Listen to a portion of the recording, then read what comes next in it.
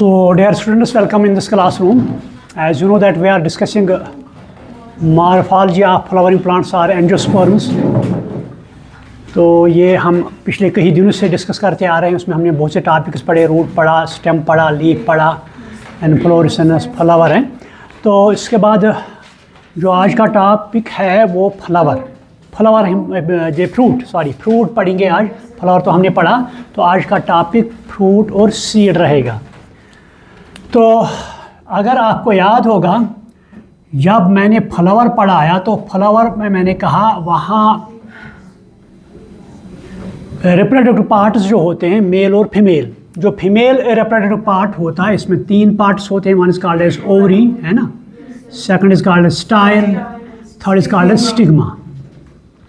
तो जो ओवरी होती है, तो ये ओवरी जो है it is covered by wall that is called as pericarp, है ना.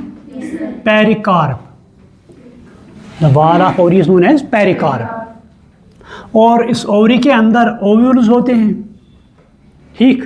तो ओव्यूल्स जो है, ओव्यूल के अंदर फीमेल गैमेटोफाइटिया प्रेजेंट होते हैं जिसमें गैमेट्स होते हैं.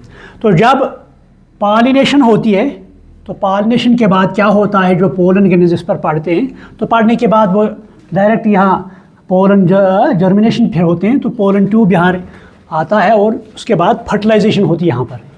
तो जब फर्टिलाइजेशन होती है यहाँ पर 2 प्रोडक्ट्स बनते हैं, क्योंकि ये जो एंजियोस्पर्म्स है इनमें डबल फर्टिलाइजेशन होती है. एक तो जाइगोट बना देती है, zygote. Second is called as primary endosperm. ये तो 2 प्रोडक्ट्स बनते हैं आफ्टर डबल फर्टिलाइजेशन. और आफ्टर फर्टिलाइजेशन जो एंजियोस्पर्म प्लांट्स है यहाँ पर 2 प्रोडक्ट्स बनते हैं.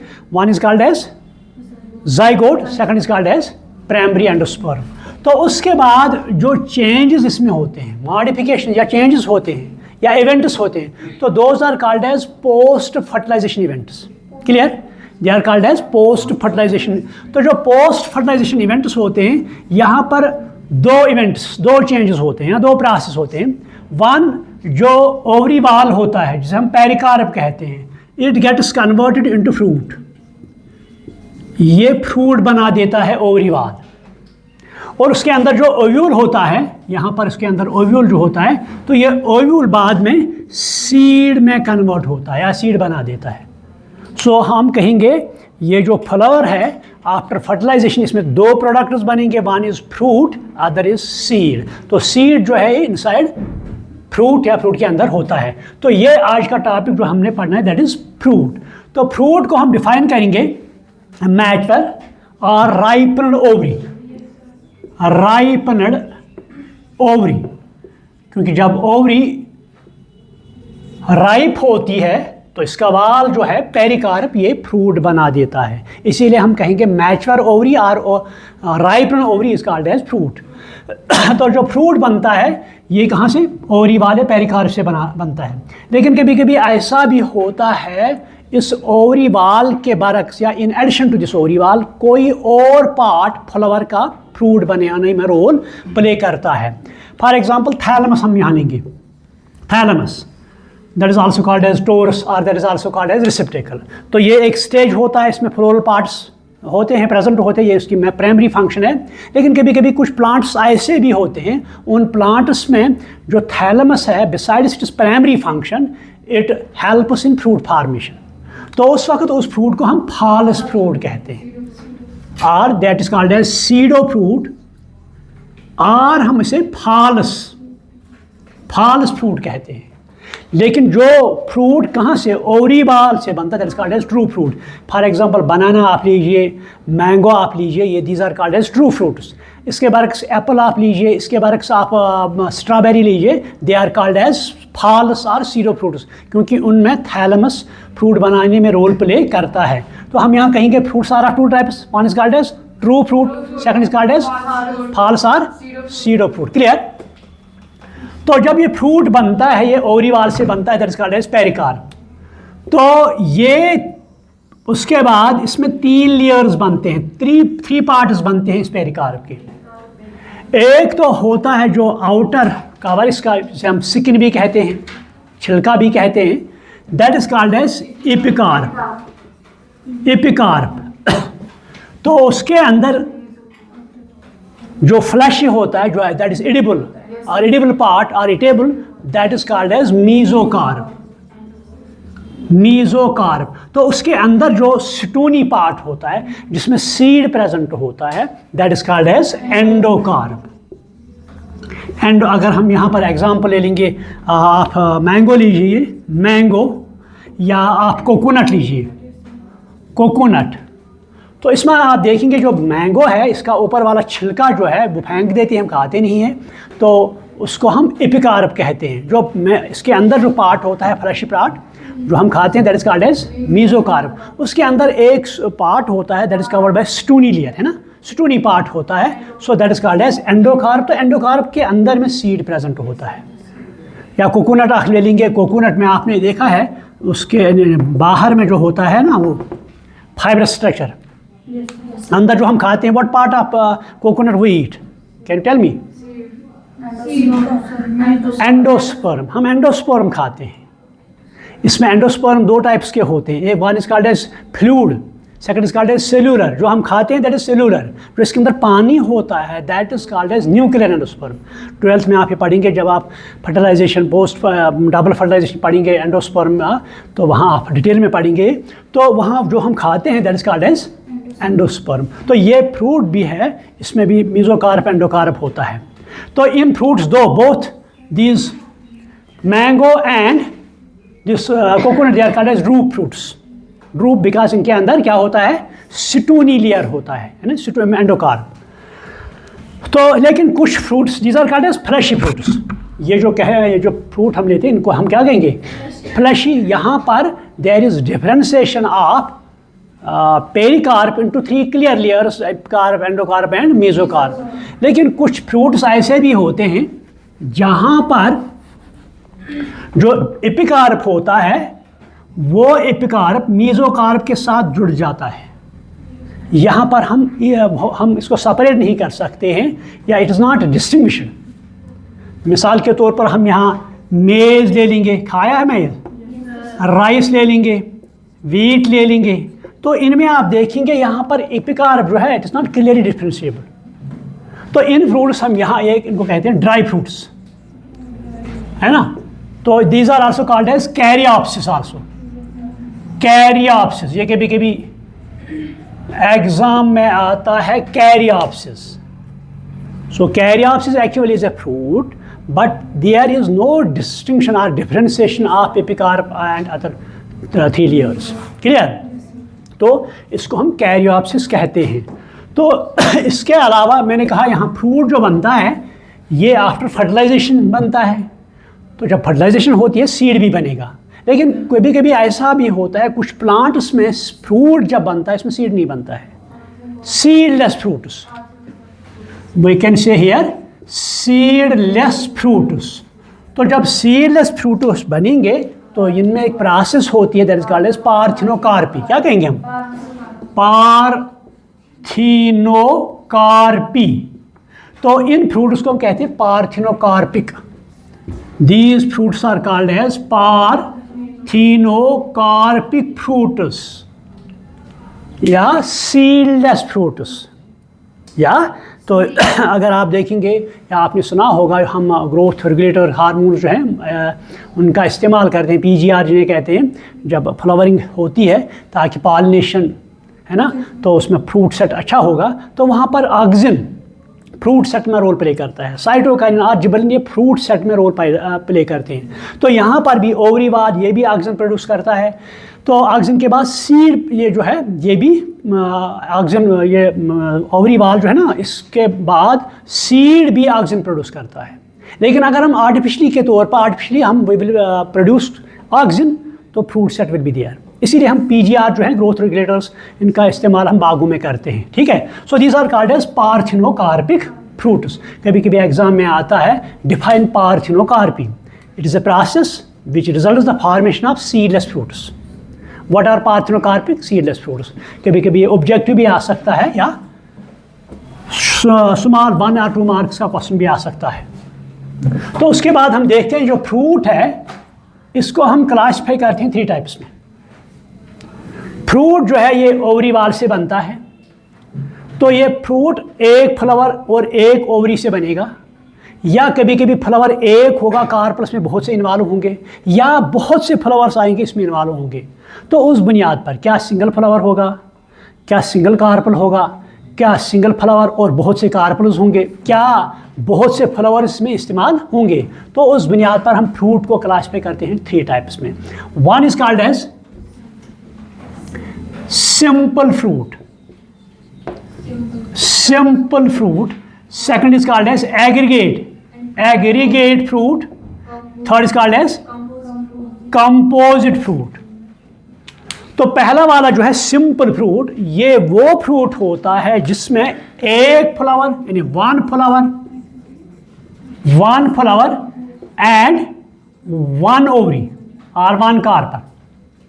इसमें एक कार्पल होगा, एक फ्लावर होगा, so that is called as simple fruit. For example mango ले लेंगे हम, ठीक। लेकिन कभी कभी क्या होता है, एक फ्लावर आएगा लेकिन कार्पल्स बहुत होंगे उसमें, 2, 3, 4।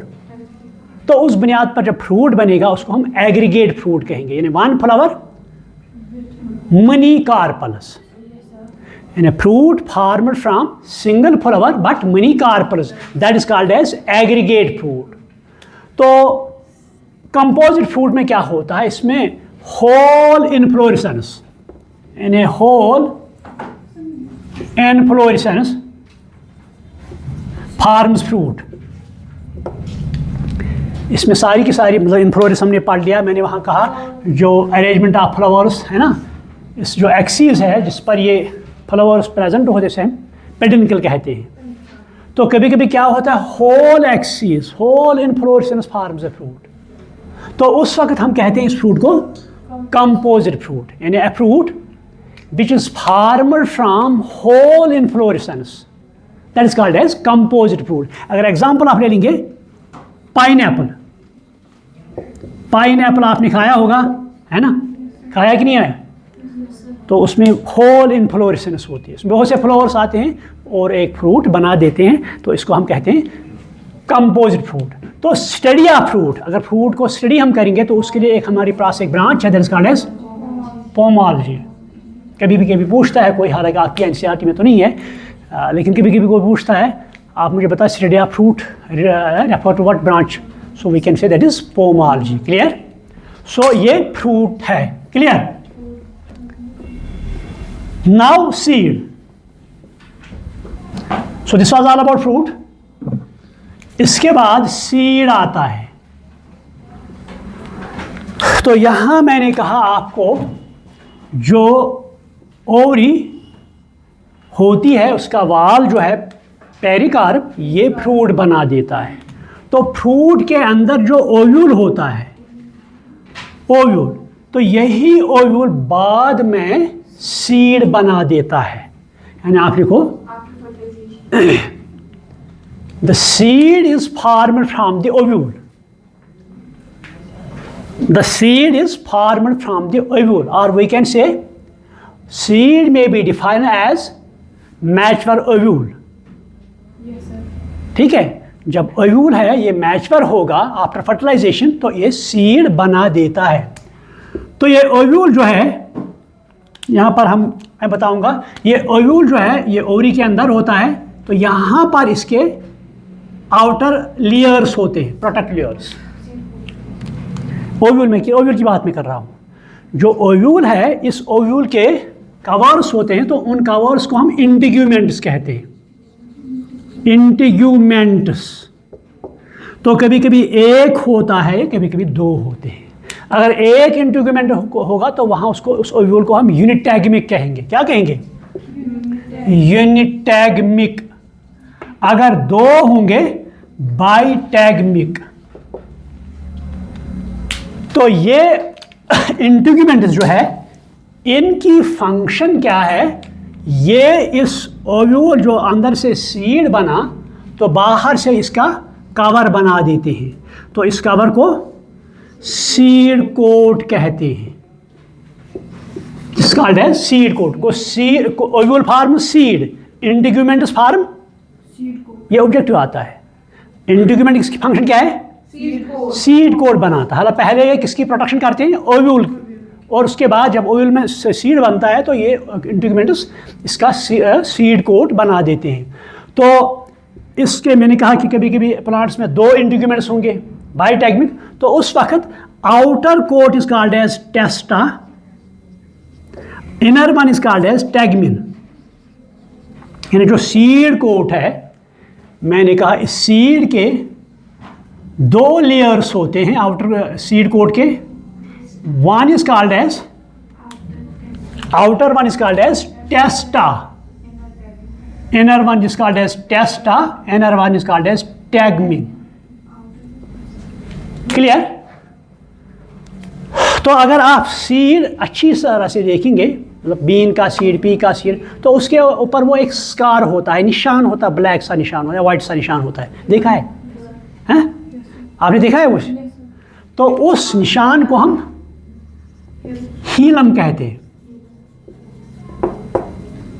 तो इससे एक कनेक्ट रहता है प्लेसेंटा जो है ना, इसके साथ आपने अगर पॉड देखी होगी, फॉर एग्जांपल पी पॉड, तो इस पी पॉड में जब सीड होता है वो इसके साथ यहाँ पर कनेक्ट होता है ना, फेनिकल जिसे हम कहते हैं। तो जब फेनिकल बाद में डिटैच होता है वहाँ पर एक परमानेंट स्कार रहता है, तो उस स्कार को हम हिलम कहते हैं। एक तो फेनिकल वो स्टॉक लाइक स्ट्रक्चर होता है जिसके ज़रिए से सीड उसके साथ कनेक्ट रहता है, बाद में फेनिकल डिस्कनेक्ट होता है और वहाँ पर एक परमानेंट स्कार, यहाँ से आप जब घर जाएंगे तो सीड आप हाथ में ले लीजिए, वहाँ पर आप एक परमानेंट स्कार, वाइट और ब्लैक स्कार देखेंगे, निशान देखेंगे वहाँ पर, that is called as hilum. Clear? तो उसके अब थोड़ा सा ऊपर जाइए, थोड़ा सा इसके हिलम के, वहाँ पर आपको एक छोटा मोटा पोर दिखेगा, छोटा मोटा पोर। देखा है? छोटा मोटा पोर बीन्स देखे हैं, खाए हैं? आज देखना, आज खाना नहीं, आज देखना। ठीक है? आज खाना नहीं, आज सिर्फ देखना, फिर खाना। आप तो खाते हैं, पहले आप खाते हैं, आज पहले क्या करोगे? ऑब्जर्वेशन, उसके बाद खाओ। ठीक? तो वहाँ पर आप छोटा मोटा pore, that is called as micropyle. Micropyle, ये जो माइक्रोपाइल है, यहाँ पर जब पोलन ग्रेन बैठते हैं यहाँ पर, तो बाद में वो पोलन ग्रेन क्या प्रोड्यूस करते हैं? Pollen tube. तो उन पोलन ट्यूब को ओव्यूल के अंदर जाना है, उनको ओव्यूल के अंदर, ये 12th में आप डिटेल में पढ़ेंगे, लेकिन थोड़ा सा यहाँ मैं बताऊंगा आपको। तो यहाँ पर जब पोलन ट्यूब आ गया, तो इस पोलन ट्यूब को अब रास्ता चाहिए ताकि ये अंदर जाए और वहाँ पर मेल कंटेंट या स्पर्म्स अंदर डिस्चार्ज कर दें। तो अंदर के लिए इसके 3 रास्ते हैं, अंदर जाने के लिए इसके 3 रास्ते। एक तो ये माइक्रोपाइल, एक तो कभी कभी इंटीग्यूमेंट्स में होता है, और एक तो कैलेजल साइड।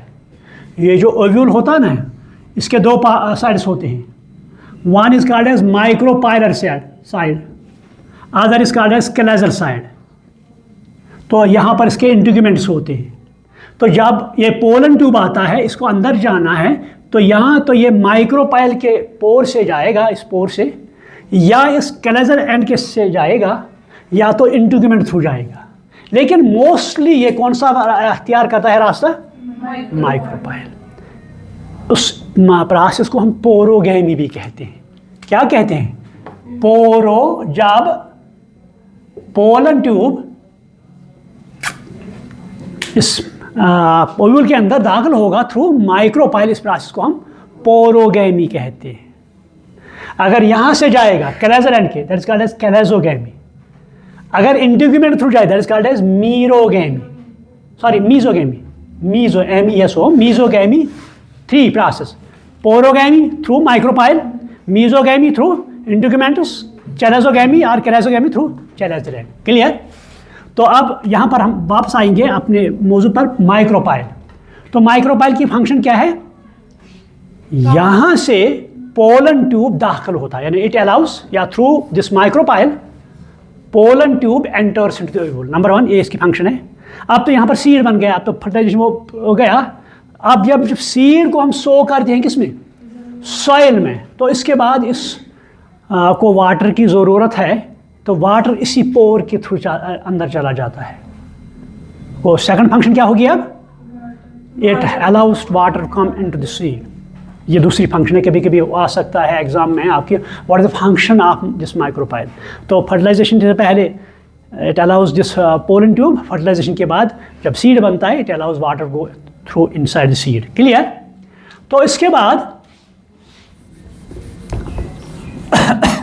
ये जनरल, अगर हम ले ये जनरल स्ट्रक्चर है। तो इसके बाद यहां पर इस सीड को हम क्लासिफाई करते हैं दो ग्रुप्स में। One is called as dicot, ठीक, one is called as dicot, second is called as monocot. तो अगर हम ये सीड ले लेंगे, बीन का सीड या पी का सीड ले लो, उसका वो सीड कोट है, इसको वो खोल दो, हटा दो, तो अंदर से आपको वो दो पार्ट्स मिलेंगे। तो इस ये तो बीन में मिलेगा आपको, पल्सेस में मिलेगा आपको, पी में मिलेगा आपको, है ना, डाइकार्ड्स में। तो इनको इसीलिए डाइकार्ड्स कहते हैं। ये सीड जब ज़मीन में हम सो करते हैं, वहाँ से first two thick dark green leaf like structures come out, they are called as cotyledonary leaves. इसको हम कॉटिडन कहते हैं, ठीक है। तो जब लीफ अराइज होता है उसे हम कॉटिडनरी लीफ कहते हैं। तो इस सीड को हम दो ग्रुप्स में डिवाइड कर, one is called as dicot, other is called as, तो पहले हम डाइकॉट ले लेंगे, डाइकॉट सीड। चलो कोई भी बीन ले लो या पल्सेस ले लो या पी ले लो। तो यहाँ पर हम देखते हैं पहले सीड कोड होता है आउटर साइड, सीड कोड, ठीक। तो सीड कोड जो होता है two layer, outer testa, inner tegmen. Clear. तो उसके बाद यहाँ पर एक पोर होता है, तो उस पोर को हम माइक्रोपाइल कहते हैं। तो उसके नीचे से स्कार लाइक स्ट्रक्चर होता है, दैट इज कॉल्ड एज हीलम, ठीक। अब इस सीड कोट को हटा दो, तो अंदर से आपको दो पार्ट्स मिलेंगे ऐसे, ठीक है। So these are called as cotyledons, cotyledons. तो डाइकॉट में कितने होते हैं, दो होते हैं, मोनोकॉट में सिंगल होता है। तो यहाँ बीच में देखेंगे, यहाँ पर मिनिएचर प्लांट होगा, छोटा मोटा प्यारा सा प्लांट लाइक स्ट्रक्चर होगा, that is called as miniature plant, नहीं miniature plant, miniature plant that is called as embryo, that is called as miniature plant है। अगर आप खोलेंगे वहाँ पर मिनिएचर, यहाँ पर होगा मिनिएचर प्लांट एक structure that is called as embryo. तो एम्ब्रियो का निचला पार्ट जो होगा that is called as radicle, तो ऊपर पार्ट जो है दैट इज कॉल्ड एज पैलिम्यूल,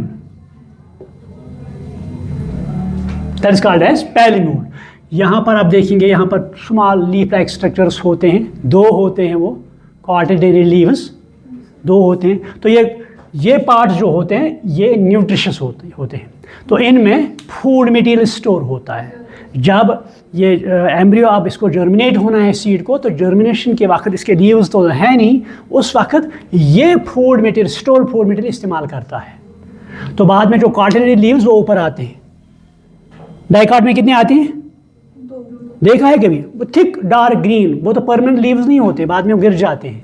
जब तक परमानेंट लीव्स नहीं आएंगे तब तक वो रहते हैं वहाँ पर, ताकि इसको इसके लिए फोटोसिंथेसिस करेंगे या फूड मटेरियल प्रोवाइड करेंगे। तो यहाँ पर ऊपर की तरफ से पैलिम्यूल होता है, ठीक। तो रेडिकल जो है ये क्या देता है, रूट देता है, जिसे हम टैप रूट भी कहते हैं। तो और पैलिम्यूल जो है ये फर्स्ट स्टेम और शूट बना देता है। क्लियर।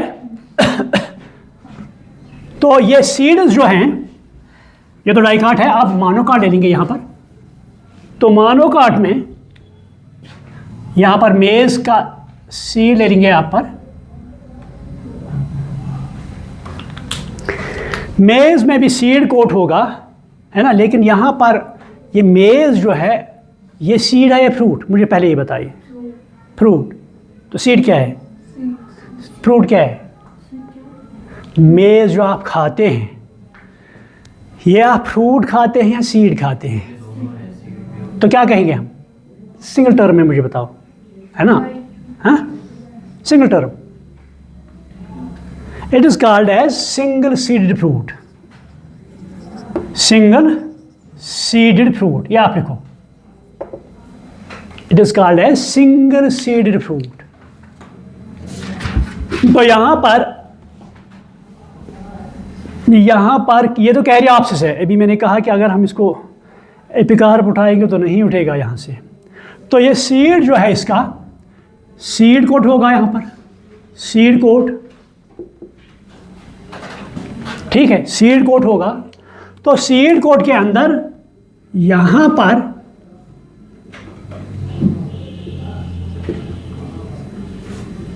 इसके अंदर अब जब देखेंगे, यहां पर एक छोटा मोटा एम्ब्रियो या एम्ब्रियो प्रेजेंट होगा जिसका एज एम्ब्रियो। तो एम्ब्रियो का ऊपर part that is called as plumule, तो निचले वाला part that is called as radicle. तो रेडिकल के नीचे ही से एक प्रोटेक्टिव लेयर होता है that is called as coleorhiza. Coleorhiza, तो ऊपर पार्ट को उसको क्या कहेंगे हम? कोलियोपिटाइल। कोलियोपिटाइल यानी जो पैलिम्यूल के ऊपर पार्ट है जो उसको प्रोटेक्ट करता है दैट इज कॉल्ड एज कोलियोपिटाइल। जो रेडिकल की तरफ से होता है दैट इज कॉल्ड एज कोलियोराइजिया। तो यहां पर एक सिंगल कॉटिलेडन होता है। क्या होता है? Single cotyledon. सिंगल कॉटिलेडन, इसीलिए इसको हम मोनोकॉट बोलते हैं। तो यहां पर क्या होता है? यहां पर एक न्यूट्रिटिव टिश्यू प्रेजेंट होता है that is called as endosperm. Endosperm, that is called as endosperm. तो ये एंडोस्पर्म जो है, यहाँ पर ये सीड कोट है और सीड कोट के दरमियान वो इस एम्ब्रियो को सेपरेट करता है। सीड कोट और एम्ब्रियो को सेपरेट करता है एक लेयर, यहाँ पर एक लेयर होता है that is called as aleurone layer. Aleurone layer, ये प्रोटीन लेयर होता है, ये डाइकाट में नहीं होता है। This called as ALEU, aleurone layer. It is protein layer. तो ये सीड कोट और एम्ब्रियो को सेपरेट करता है। तो यहाँ पर सिंगल कॉटिलेडन होता है, लेकिन इनमें सेकंड कॉटिलेडन भी होता है। ये आप याद रखो, इनमें भी होता है सेकंड कॉटिलेडन। किन में? मोनोकॉट में, लेकिन वो बहुत ही रिड्यूस्ड होता है, वो लगता नहीं कि ये कॉटिलेडन है। That is called as epiblast. ये पॉइंट आप लिखो, ये नीट में आया था, एपिब्लास्ट। इनमें जो कॉटिलेडन सिंगल होता है दैट इज कॉल्ड एज स्क्यूटुलम। ये आप लिखो, स्क्यूटुलम, SECU, स्क्यूटुलम। And the single cotyledon of, या generally the cotyledon of monocot is called as scutellum। ये कभी कभी नीट में भी आता है question. The cotyledon in case of monocot is called as scutellum। ये NCERT में दिया है ना, ये दिया गया है। in case of monocots the cotyledon is called as scutellum। ये टर्म हम डाइकॉट में इस्तेमाल नहीं करते। scutellum लिखा, NCERT में भी दिया है, SECU लिखा। तो इसके बाद मैंने कहा मोनोकॉट्स में सेकंड डाइकॉटिलेडन भी होता है, लेकिन वो बहुत ही रिड्यूस्ड होता है। That is called as epiblast. ये आप लिखो, the second cotyledon that is very much reduced, very much reduced. The second cotyledon that is very much reduced in case of monocots is called as epiblast। इसे हम epiblast कहते हैं।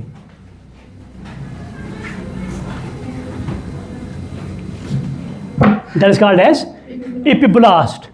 तो ये नीट में आया था, 2024 में आया था, the second cotyledon in case of monocot is called as. हालांकि बच्चे अक्सर, हम टीचर भी बताते हैं देयर इज सिंगल कॉटिलेडन, है ना, बताते हैं देयर इज सिंगल कॉटिलेडन, वो दैट इज कॉल्ड एज स्क्यूटुलम। तो सेकंड कॉटिलेडन की बात नहीं करते, लेकिन जो 12th की NCERT है वहाँ दिया गया है ये that is called as epiblast. ये नीट में आया था। क्लियर? तो उसके बाद मैंने कहा यहाँ पर मोनोकॉट्स में एंडोस्पर्म होती है। जब फर्टिलाइजेशन होती है, फर्टिलाइजेशन में जो स्पर्म्स हुआ, दो होते हैं एंडोस्पर्म्स में, एक स्पर्म एग के साथ फ्यूज होती है तो वो जाइगोट बना देती है। क्लियर? जाइगोट बाद में एम्ब्रियो बनाता है। तो जो दूसरी स्पर्म है वो उसमें और एक सेल होती है एम्ब्रियो सैक में, that is called as polar nuclei. क्या कहते हैं हम?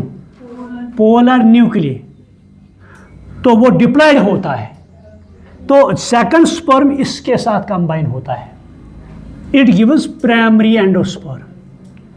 यानी जो सेकंड स्पर्म है, तो जो इसमें पोलर सेल भी इसे कहते हैं या पोलर न्यूक्लियर भी कहते हैं, उनके साथ फ्यूजन होता है, तो इनका प्रोडक्ट क्या कहलाता है? प्राइमरी एंडोस्पर्म या एंडोस्पर्म जान लें। तो यहाँ पर एंडोस्पर्म ट्रिप्लॉयड होता है। तो ये endosperm it is a nutritious, इसमें न्यूट्रेंट्स होते हैं। तो जब अब जाइगोट से क्या बनेगा, यहाँ पर मैंने कहा जब स्पर्म और एग कंबाइन होगा तो ये जाइगोट बना देंगे। ठीक है, तो जाइगोट बाद में क्या बनाएगा? एम्ब्रियो। तो एम्ब्रियो को डेवलपमेंट करने के लिए हमें फूड की ज़रूरत है। जो एम्ब्रियो बना किसे? जाइगोट से यहाँ एम्ब्रियो बना, तो इस एम्ब्रियो को डेवलप होना है, एम्ब्रियो बनना है, तो बनने के लिए, डेवलप होने के लिए इसको फूड मटेरियल की ज़रूरत है। तो वो फूड मटेरियल कहाँ से आता है? एंडोस्पर्म से। आप ये लिखो, the endosperm provides nourishment to developing embryo. Endosperm provides food material to developing embryo. The endosperm provides food material to developing embryo. Clear? तो जब ये फूड, इसमें फूड स्टोर होता है, किसमें? एंडोस्पर्म में क्या होता है? फूड मटेरियल स्टोर होता है। अब ये फूड स्टोर मान लो एक बोरी है, एक थैला है, is a full bag. Endosperm actually it is a bag of nutrients, bag of food material. तो यहाँ पर एम्ब्रियो है, तो ये एम्ब्रियो डेवलप होगा, डेवलप होगा। तो डेवलप के लिए क्या चाहिए इसको? Food material. वो कहाँ से आएगा? तो ये सप्लाई करेगा यहाँ से फूड मटेरियल। तो ये इसका साइज़ क्या होगा? कम, ये छोटा होगा ना। एक बोरी आपके घर में है, आप डेली इसमें से एक पार्ट निकालते हैं राइस, तो मंथ कंप्लीट हुआ, वहाँ तो खाली बोरी है ना। तो सेम इज केस हियर। तो कुछ प्लांट्स ऐसे हैं जिनमें सारा का सारा एंडोस्पर्म कंप्लीट कंज्यूम होता है। यानी कुछ एंडोस्पर्म प्लांट्स ऐसे हैं या कुछ प्लांट्स ऐसे हैं जिनमें ये endosperm it is totally utilised और कंज्यूम्ड टू डेवलप एम्ब्रियो।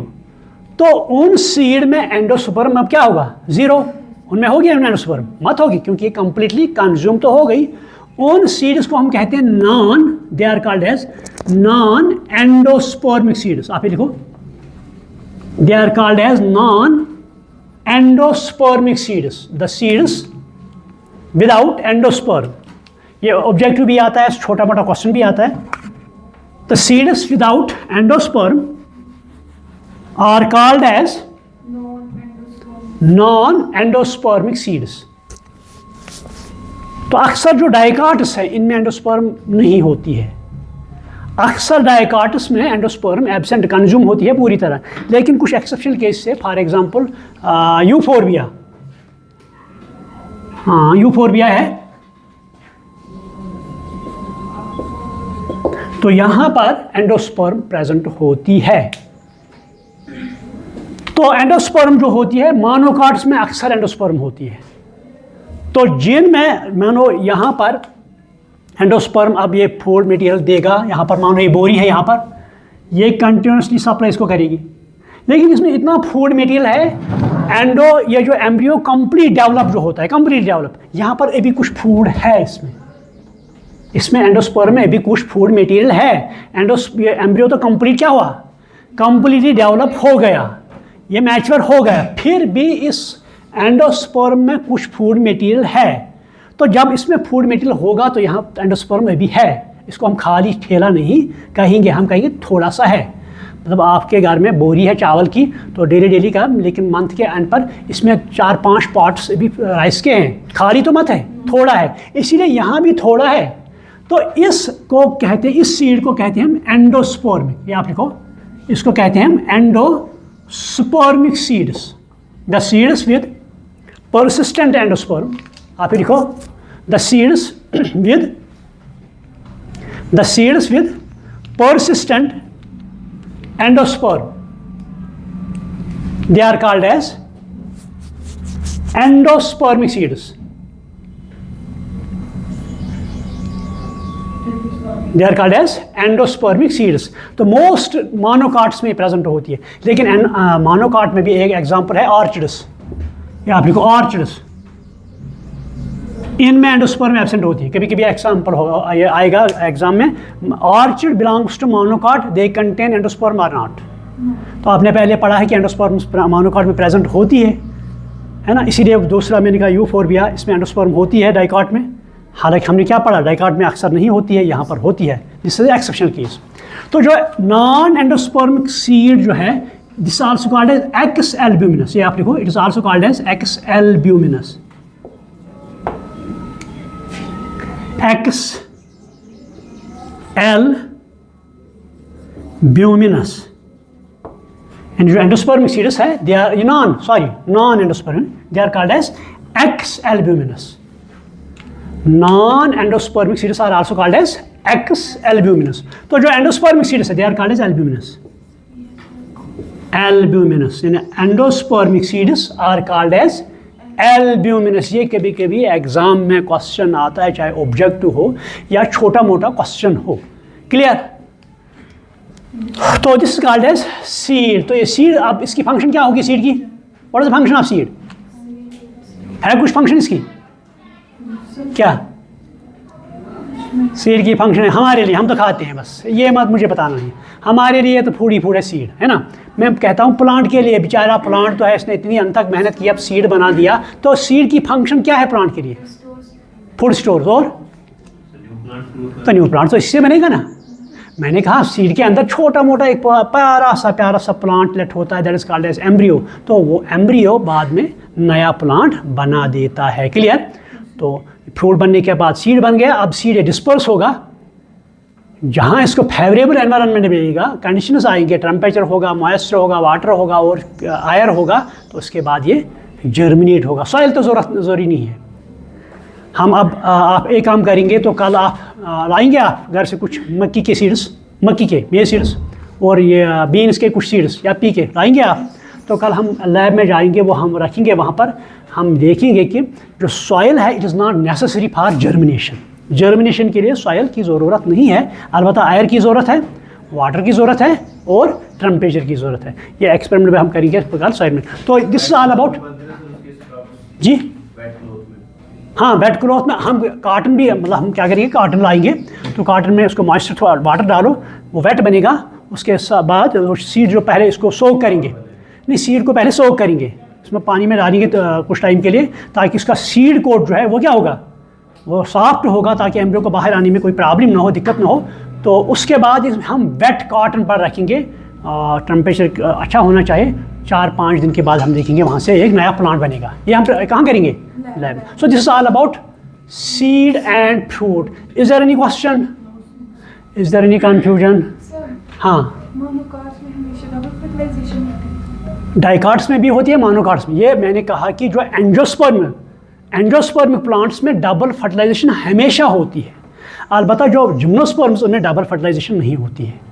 और कुछ should I stop over here, क्योंकि टाइम तो बहुत है ना, टाइम कंप्लीट हो गया हुआ, तो आप I should stop over here. तो थैंक यू वेरी मच.